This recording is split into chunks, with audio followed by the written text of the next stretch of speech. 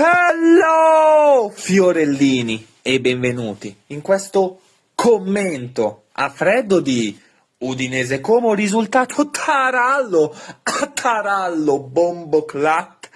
Oggi, durante l'ora di pranzo, abbiamo assistito a una partita molto insipida, molto priva di salinità, ma nonostante ciò, nonostante una partita combattutissima a centrocampo, abbiamo comunque mostrato il nostro valore.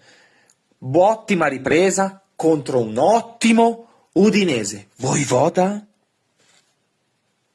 Bro?